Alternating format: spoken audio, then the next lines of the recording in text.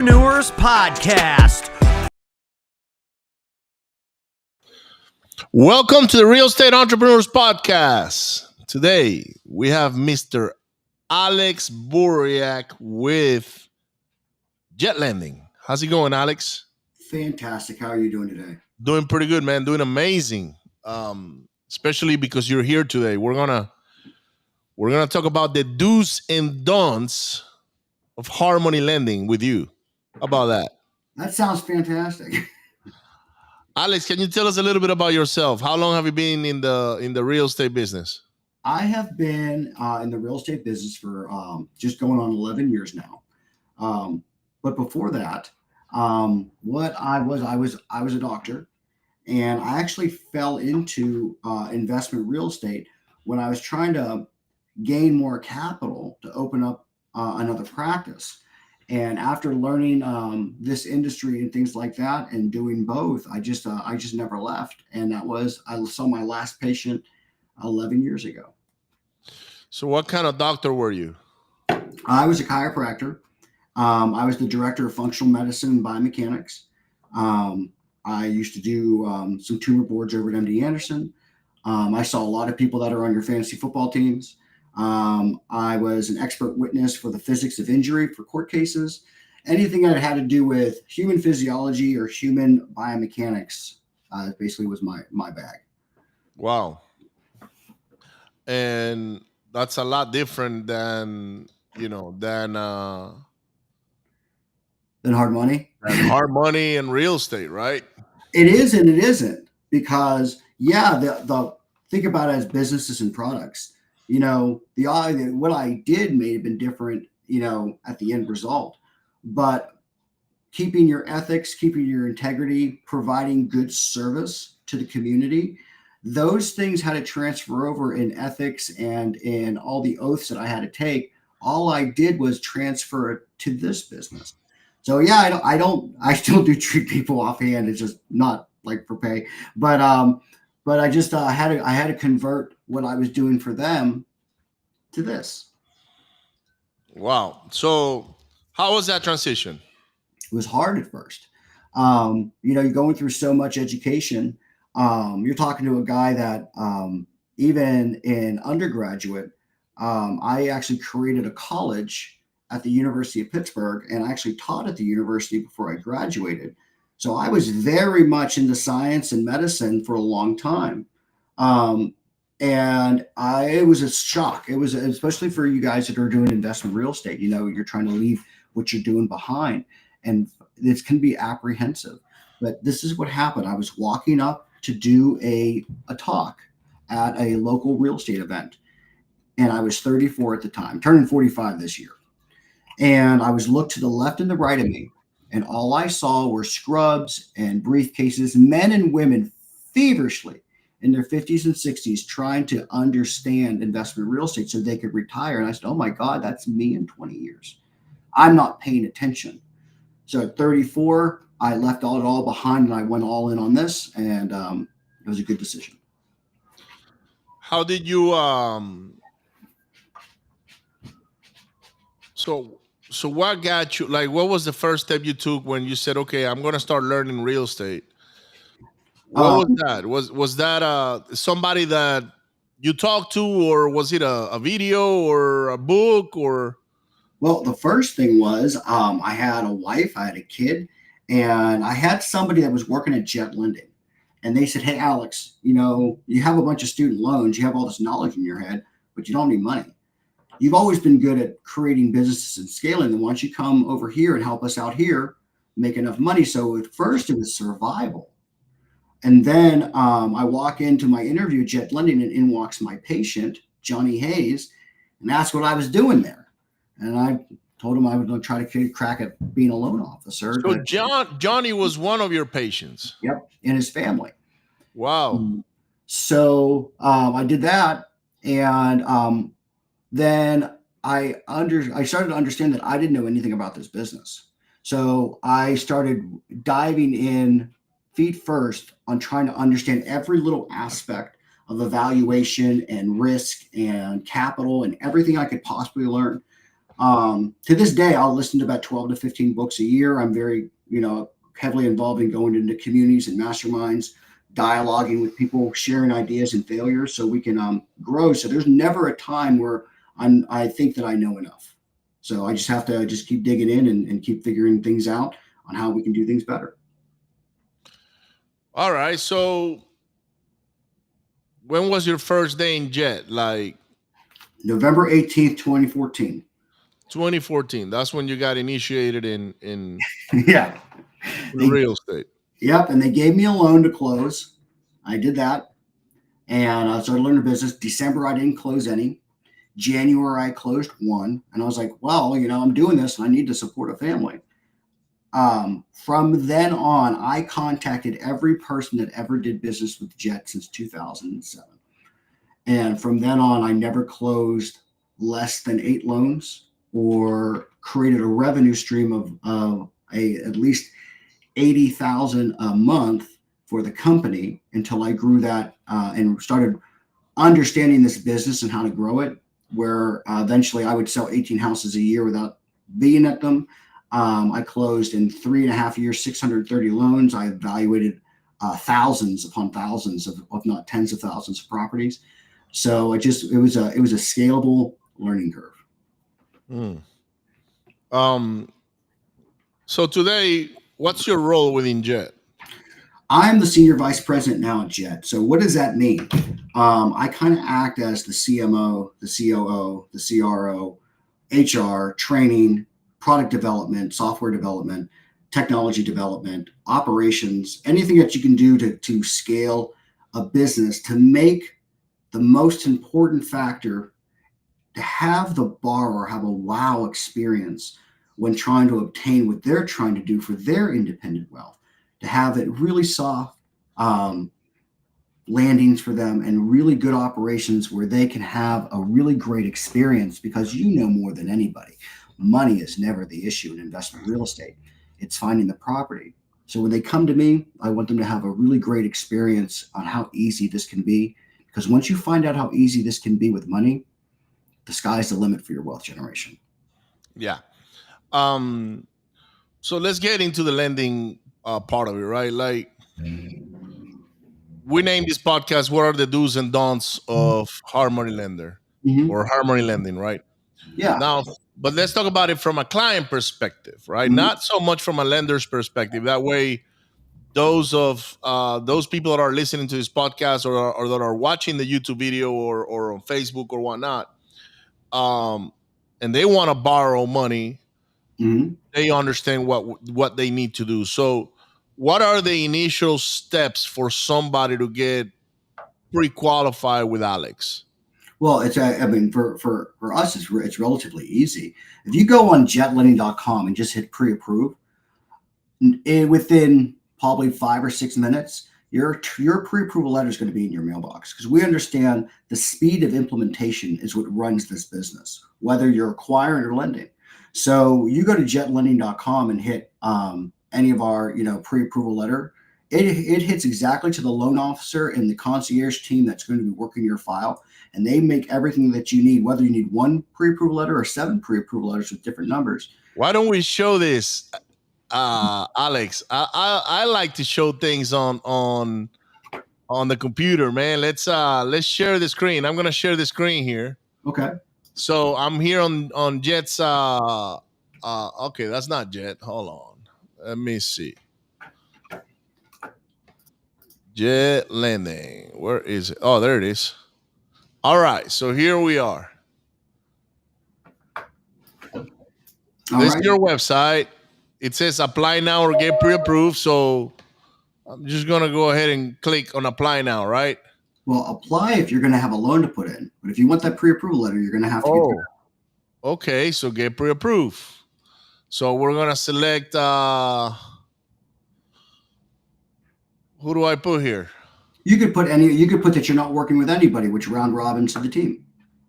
So there's never a time that you're by yourself as a borrower on. How come your name is not here?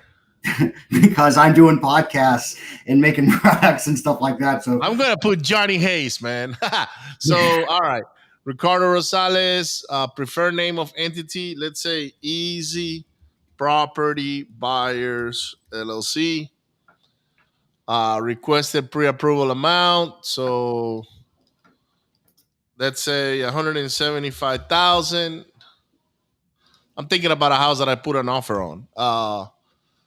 Cash reserves available. What do we say? 20K, maybe? I don't know. Sure. Is this a must? Like the cash reserves? What if I don't have any money, Alex? Well, like how would that impact the pre-qualification process? Well, a lot of our wholesalers will use this too to solidify properties for transactional funding. So if you have if you put zero down, one of the things my loan officer is going to do is give you a call first and say, hey, what are you trying to do with this so I can make sure it's the most effective approval letter that you're doing. If you're trying to get these under contract for wholesale purposes and transactional funding purposes, that's more than fine. But if you are somebody that's like, oh, I'm trying to buy this for myself, you can buy properties with no money down, but you still need to have three things every time you close on a property. You need to have at least a third of the renovation budget, 6 months of interest payments, and anything out of pocket at closing per property to make sure that you're safe in the loan. So if you were to get that pre-approval letter and say, I don't have any money, I'm trying to buy this for myself, we would consult you on how to get that done. Right. They'll give you the pre-approval letter, just making sure you understand the liquidity requirements that you would need to be safe in your business. You Right. see the letter, but instead of a lender saying, well, we don't want to do business with you, we actually consult and educate people on how they can get it done with the right type of partnerships. Got it. So I just submitted the letter. Of course, let Johnny know, right? And I got right here, line of credit, Johnny Hayes, Ricardo Rosales, RicardoRosales.com. I got your phone number, Easy Property Buyers LLC. You requested 175. You have $20,000 in funds reserved. And view in my HubSpot here. I will go here, confirm that, and you'll get your letter. Boom. Right. So easy peasy. Right. Now, the good thing I like about that, Alex, is that, hey, even if you're not liquid or you don't have the means or the 20,000 or 30,000 or 10,000 or whatever, you're going to reach out to them and say, hey, what is it that you're trying to do? Are you trying to wholesale this thing? Are you trying to double close? Do you need transactional funding? Are you willing to maybe wholesale the deal to one of our buyers, right? Yeah. Why not? What makes us different? Because there's hard money lenders around every corner. What makes us different is we actually will educate you on your business plan, on what your wealth generation is. We act as consults and use money as our tool. Just because you don't have any money today does not mean you're not going to be able to acquire something tomorrow. We actually teach people how to get it done, because once we teach somebody and they can close with us, we make money. If I teach you to close on a property, you make money. So it's win-win. Spending a little more time with people just to make sure that they're safe and they can execute their plans appropriately. I like that.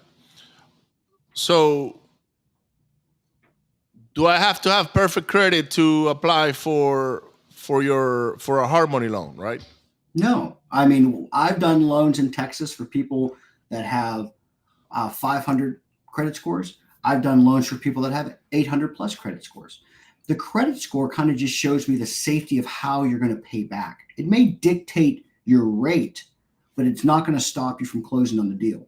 We just want to make sure that you have the liquidity to hold a note, do the repairs while we're reimbursing you. And if you are out of pocket at any time, you have that day one, because you do not have to be out of pocket at closing if you buy it right. Right.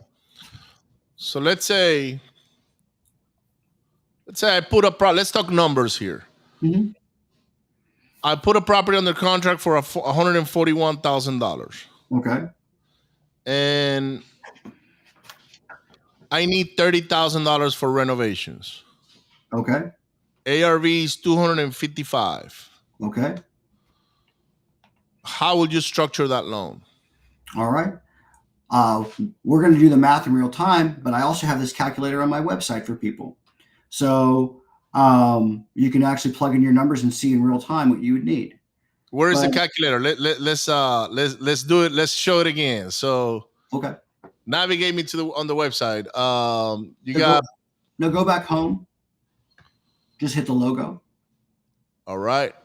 and then scroll down just a bit, and you'll see calculate your project. Calculate your project. So all right, we'll fill that out. Purchase price is 141. Repair is 30,000. No, after repair value. I'm sorry. So 255.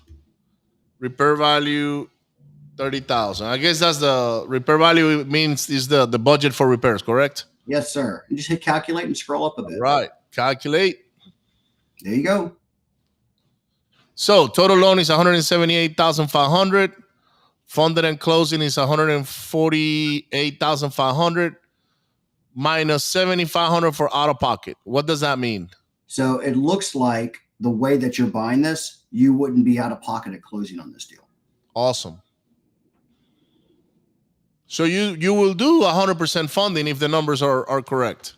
Right. And how we do it, and a good rule of thumb on your calculations, if you buy something 65% ARV minus the repair amount as your top purchase price, you have an extremely high chance of being $0 out of pocket, because what I'm funding is above what you bought it for. Okay. So that means I can, any dollar amount above what I'm funding your purchase price is every dollar I can roll into the loan. So to make math simple, if you had $100,000 ARV and I'm lending 70%, I lend 70,000. If you had $30,000 worth of repairs, I take 30 out and I hold it in escrow for your draws. You do the work, I reimburse you.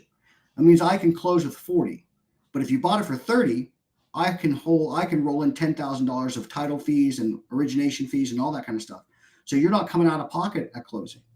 But if you bought it for 50 and I'm lending 40, you're out of pocket 10 to meet the difference plus your closing costs. I lend on the spread of how you bought it, not a structured down payment. Let me ask you a question. So let's say I purchased this property. I'm talking about a property that I made an offer last week, by the way, Alex. So these are the numbers, okay? And that's a house in Katy, actually. It's a unicorn. Nice. You don't find those very often. Now, let's say I fix the foundation first, and I actually like using my friend Carlos Trevino. I'm gonna give him a shout out to Carlos. Yeah. Who's done a lot of foundation work for us in the past. And let's say his work is $6,000. Okay, I'm just gonna throw a number.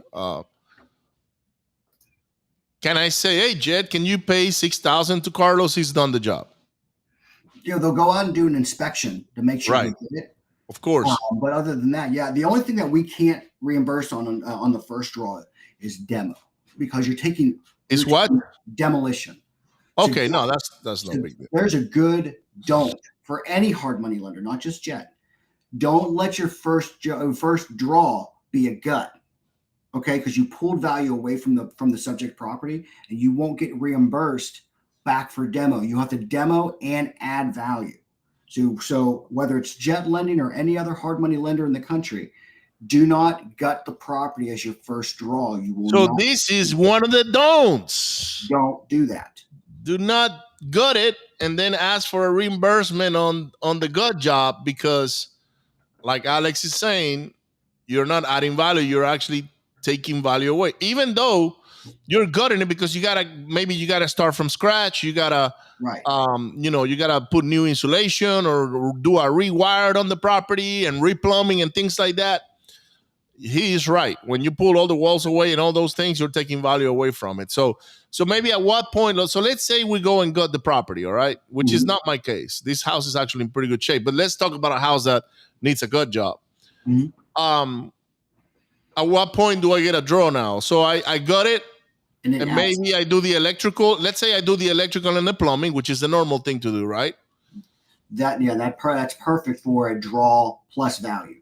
So that makes sense to gut because you did the electrical and the plumbing. So that makes sense on the reimbursement. Got it.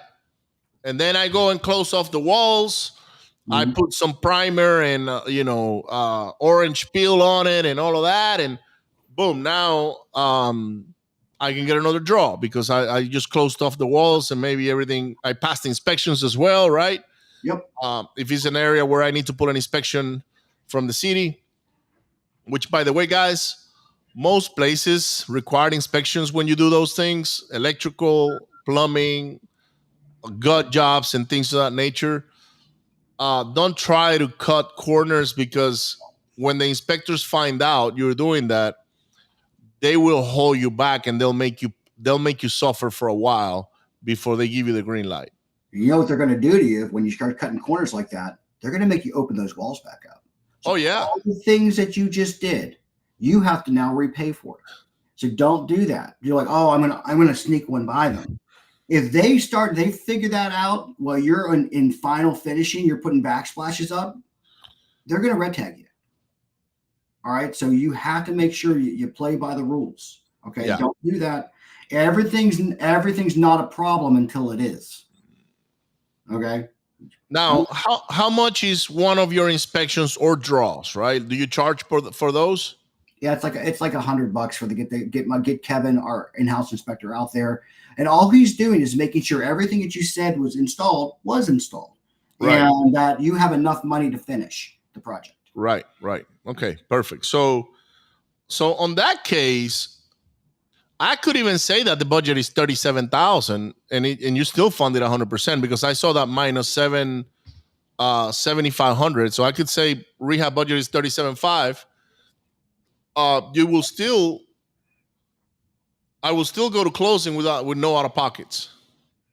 Yeah, and let's say for some reason you didn't use the entire budget, you're still released the entire amount at the end. Right. What you can't do is overfund you. So Right. There's another don't. Get 3 good GC bids. The most expensive is not the best. The most cheapest is not the best either. I mean, so you get an idea of what this is actually going to cost you. Use those numbers, okay? Because if I held 30 for Ricardo, and let's say for some reason his GC went out and said, hey, man, this could be 42 all in. I can reimburse 30 of the 42, and I cannot reimburse. I have to reimburse as a tier draw. So that means a percentage of the 30 I can release, because I have to make sure I'm in leverage with the 42 that Of course. happens. Yeah, you always got to have some power over the loan, right? Over the borrower as well. Well, it's not just that. We always have to make sure we're appropriately leveraged. For something happens to Ricardo and I end up with this property, I have to make sure I have the appropriate amount of money in escrow now to finish it. Because if you guys don't understand how foreclosure works, the lender sends it off to the trustee, and the first bid is the lender's bid. Okay, we actually have to kind of buy it back. So we have to make sure that if we end up with it, we can finish it. We don't want to do that, but we have to make sure we're safe. Of course. Yeah, you're in the business of lending money, not foreclosing. But in the case that you have to do it, then you'll move forward, right? Good. So what's another don't from borrowers while they're getting on a deal, Alex, that you've seen a perfect borrower and then they can't close on the deal because they did something that they weren't supposed to do, but they probably didn't know they couldn't do it? Do not, whoever the lender is, we hope it's Jet Lending. We hope we can do all your business. We understand that's an impossibility. Whoever you're using, okay, make sure your lender sees it first, even if it's not under contract. And this is why. I'm managing probably around $133 million in Texas today in assets. That means that if I have a conversion rate of, we'll call it 10%, all right, and call that 230 loans or so. Well, that means I've seen much more to get to that point. So we have enough data in the area to tell you where your projections are. Okay, so what really stops people the most is they didn't really get a good analysis done. They're waiting for realtors and things like that to give them a analysis. But when you get to someone like me who analyzes distressed assets all the time, I can tell you within 24 hours, hey, you need to be prepared for these numbers. Doesn't mean I'm right or wrong, but I'm using the information I've had over the last 21 years of data that says, if you do this with these finishes, it should come out like this type of value respectively. Are you willing to take this risk? And let's say for Ricardo's deal, he says it's worth 255. Let's say for argument's sake, I thought it was worth 210. And I said, this is why I think it's worth 210. Ricardo, are you willing to take the risk, knowing that the appraisal and all the analysis is going to come, I'm going to have to lend off the 210, that you're going to sell it for 255. Are you willing to take that financial risk? Sometimes it's yes, and sometimes it's no. So getting with a lender who understands analysis, so you don't have to play guessing games with your money, is very, very important. Whether you have it under contract or not, get somebody who's going to manage your capital for you to actually take a look at the project and give you your risks. Good. That's actually when I first got started, Alex. I got started in 2009, 2008, 2009. Every deal I was gonna buy, I would send it to Jet, and I would say, "Hey guys, can you guys pre-approve this?" And they'll run their numbers based on my numbers as well, and they sometimes will say, "Man, walk away from that deal. That's not a deal, right?" I knew I didn't have a deal, so. Because when I first started, I didn't know anything about flipping or real estate or what a good deal was. I understood the 70% minus repairs and all of that. But I thought you could do a $50,000 rehab with $20,000 also, right? So I just didn't know what the cost of things were. So they saved me from making a lot of mistakes just by getting pre-approved at the time. And actually, Jet did a couple of loans for me. Man, this is back in the days, like long time ago in 77033, and they saved me, but they did the loans after I finished the properties because I needed to cash out. So it was a cash out, hard money cash out while I had them rented, and then I ended up selling the properties and got rid of them. But yeah, what you're saying is 100%. People should consult with expert lenders because if they're not willing to put money on the deal, that means it's not a good deal. Another don't. What's another don't that you've seen floating around? Another don't Alex? is Yes. just in line with getting your lender to see it. Start understanding and building your knowledge about how to analyze yourself on what causes decrease in value in property. So even scanning your emails and stuff, you can be efficient on what you want to buy. Here's a couple options for you that you need to consider. If your property's on a busy street, understand that property is going to be worth probably 20% less than anything in the subdivision right off the bat. If your property's next to or facing any commercial, whether it be a strip center, a liquor store, a church, a school, apartment complex, 20% deduction. Let's say that you have added square footage. You have to understand the added square footage section that was added, whether it's garage conversion or not, is going to be worth probably around 70% of the original square footage. Original square footage is worth 100, added square footage is worth 70. All these little things, these little catches, when you look at a picture and say, I know that if they didn't use exactly the similar type of comparable to my subject property and they just did square footage of the subdivision area, I know this property is worth less. It's not so much to understand what increases value. It's what decreases value that's going to be the most important to you guys when you're looking at properties and understanding them. So understand what actually limits the value of your property, what deters purchase from your property. The biggest thing, people would go in Meyerland and it's off it's off of Brazewood. It's like no one's spending $900,000 to back up into traffic all day. They're going to be 20% less of the Meyerland area between those major streets and landmarks. So that is something very, very important as these investors start really analyzing properties through their emails or their wholesaler stuff. Are these numbers accurate? Do I spend time on this and how do I negotiate? Now, what are the do's on getting pre-approved and getting a good deal, Alex? Let's say for newer investors, right? Like, what are the things they have to get right so they can get funded with you? The only thing they have to get right initially is understand you need those three things. You need to know that you have to have at least a third of the renovation budget in any liquid account, whether it be business or personal, or you're partnering with people, whatever it is. You need to have at least 6 months of interest payments in your liquid account so we know that you can hold the note. If you are coming out of pocket at closing, you need to have that dollar amount because that's gone day one. You can do, and people have done 5, 10, 15 deals at once with Jet Lending, as long as you have those 3 numbers for each property that you're doing. So we know that you're not over leveraged and you are going to be safe in the loan and you're going to make the money, because when you make money, you use us for more money. That means we make more money. Only time Jet Lending is successful is when we make people successful. So that's why we want to make sure you have those 3 things to make sure you're safe in loan. That is a definite do. Look at your accounts today and see how you can manage it. And if you don't have enough, are you partnering with the right people to get it done so you can eventually have your own pool of inventory? I love that.